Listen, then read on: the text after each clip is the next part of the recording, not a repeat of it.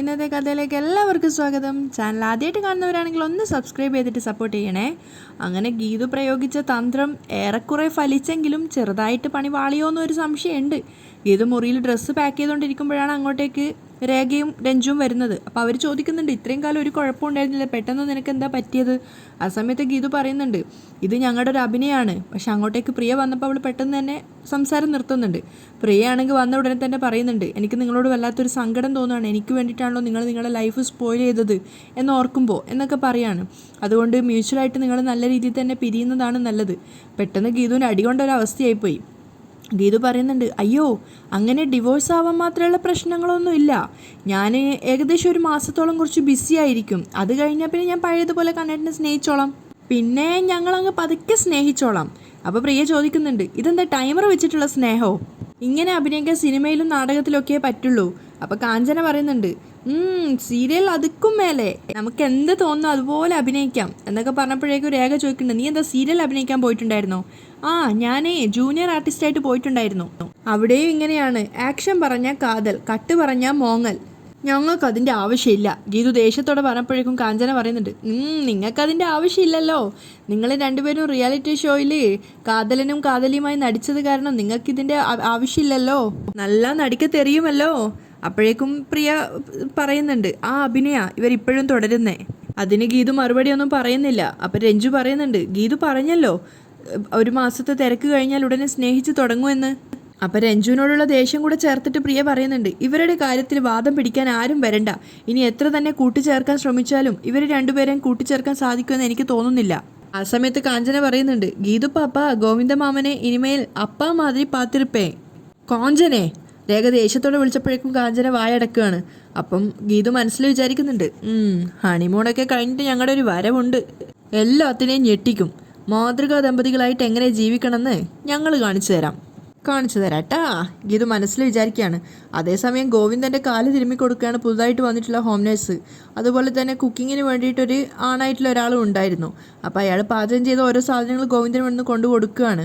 അതൊക്കെ ടേസ്റ്റ് ചെയ്തിട്ട് ഗോവിന്ദൻ അഭിപ്രായം പറയുന്നുണ്ട്. മാത്രമല്ല അയാൾ പറയാണ്, ഞാനൊരു ഫീമെയിൽ ആയിട്ടുള്ള ഒരു കുക്കിനാണ് പ്രതീക്ഷിച്ചത്. സാരമില്ല, തൽക്കാലം അഡ്ജസ്റ്റ് ചെയ്യാം.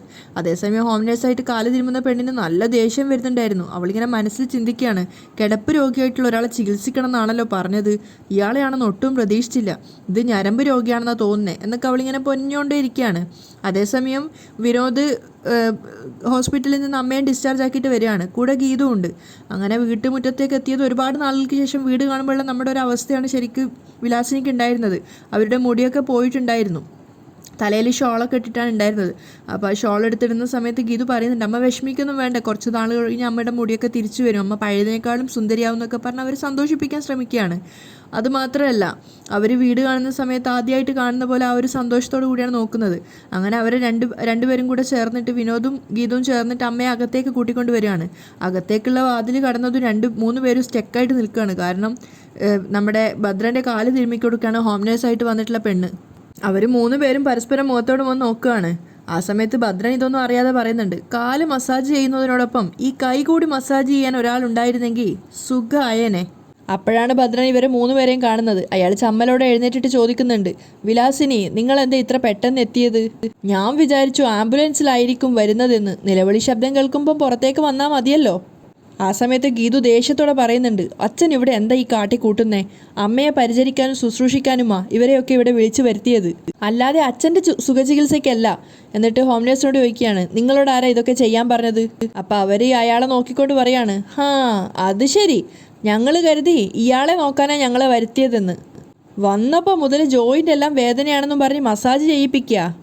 ഭദ്രൻ ചമ്മലോടെ മകളെയും ഭാര്യയെയും മകനെയൊക്കെ നോക്കുന്നുണ്ട്. അപ്പം കുക്കിന് വന്ന അയാളും പറയുന്നുണ്ട്, ചോദിക്കുന്ന സാധനങ്ങൾ അപ്പോൾ ഉണ്ടാക്കി കൊടുത്തില്ലെങ്കിൽ ഭയങ്കര ദേഷ്യമാ.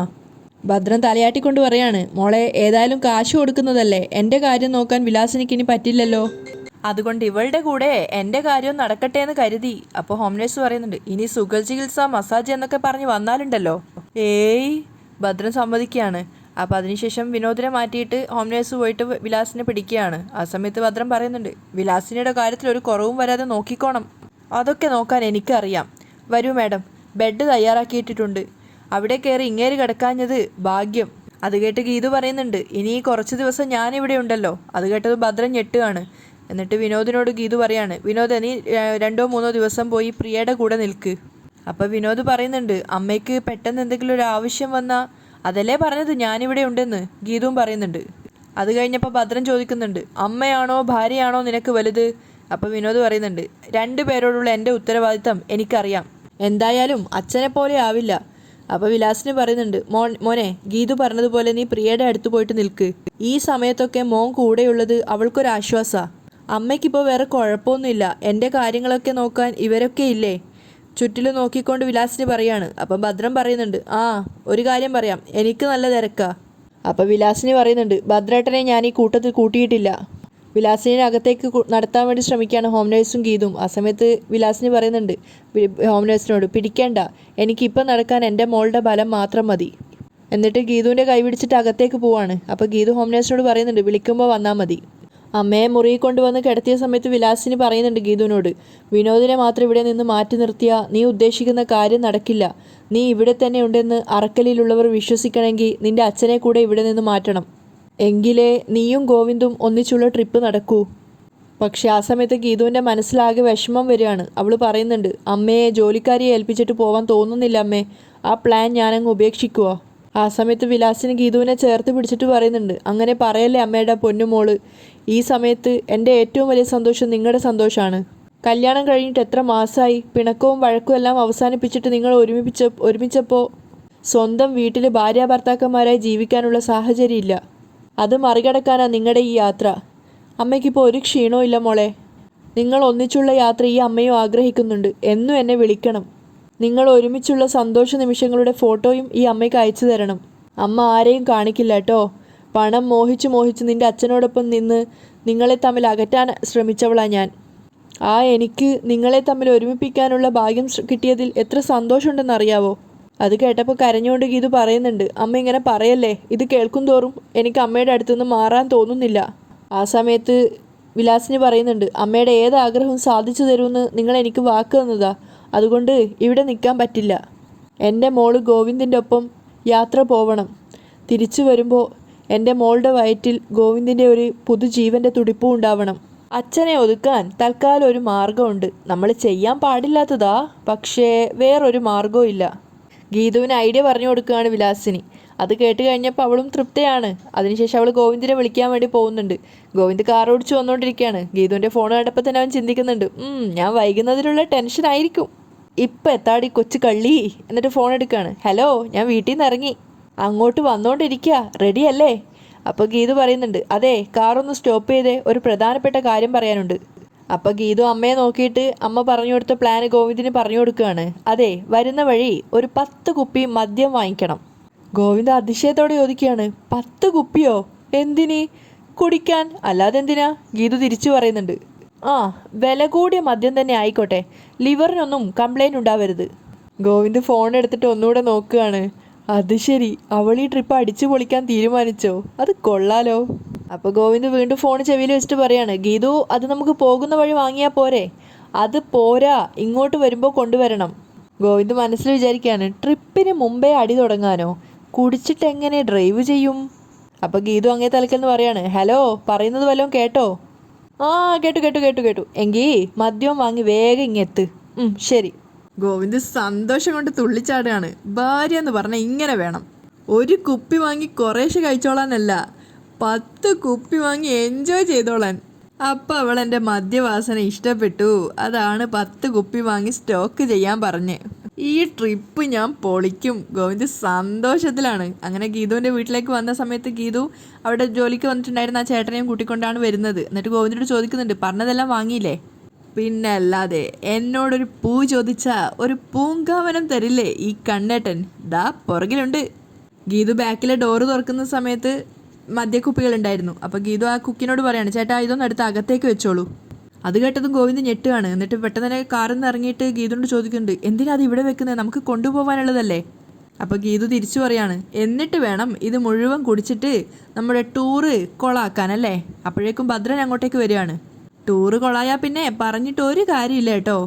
ഭദ്രൻ മുറ്റത്തേക്ക് ഇറങ്ങി വരുന്നുണ്ട്. അതേസമയം കാറ് തുറന്നിട്ട് എടുത്ത ആ കുക്കിൻ്റെ മുഖത്തും നിറഞ്ഞ പുഞ്ചിരിയാണ്. അയാൾ ആവേശത്തോടെ ഓരോ ബോട്ടിൽ എടുത്ത് നോക്കുകയാണ്. അപ്പോൾ ഗീതു ഗോവിന്ദിനോട് പറയുന്നുണ്ട്, അതുകൊണ്ടാണ് മദ്യം ഇങ്ങോട്ട് കൊണ്ടുവരാൻ ഞാൻ പറഞ്ഞത്. പിന്നെ അത് കേട്ടിട്ട് വന്ന ഭദ്രൻ സന്തോഷം കൊണ്ട് തുള്ളിച്ചാടുകയാണ്. മദ്യോ എവിടെ? അപ്പോൾ ഗീതു ഒച്ചത്തിൽ പറയാണ്, കന്നിനെ കയം കാണിക്കരുതെന്നല്ലേ. എന്നിട്ട് കുക്കിയേട്ടനോട് പറയുന്നുണ്ട്, അതെല്ലാം കൊണ്ടുപോയി നശിപ്പിക്കാനോ? ഭദ്രൻ അങ്ങോട്ട് തുള്ളിച്ചാടുകയാണ്. അതുപോലെ തന്നെ ഗോവിന്ദും ഞെട്ടിക്കൊണ്ട് ഗീതുവിനെ നോക്കുന്നുണ്ട്. ഗീതു ഗോവിന്ദിന് കണ്ണുകൊണ്ട് ആംഗ്യം കാണിച്ചു കൊടുക്കുകയാണ്. ആ സമയത്ത് ഭദ്രൻ അങ്ങോട്ടേക്ക് പോയിട്ട് കുക്കിനോട് പറയുന്നുണ്ട്, ഡാ നീ ഇത് കൊണ്ടുപോയി നശിപ്പിക്കില്ല, മൊത്തം മറിച്ച് വിൽക്കും. അതുകൊണ്ട് ഇങ്ങോട്ടെത്താ, ഞാൻ ഇത് കൊണ്ടുപോയി മൊത്തം നശിപ്പിക്കാം. അപ്പോൾ ഗോവിന്ദ് ഗീതുവിനോട് ചോദിക്കാനും, നശിപ്പിക്കാനോ?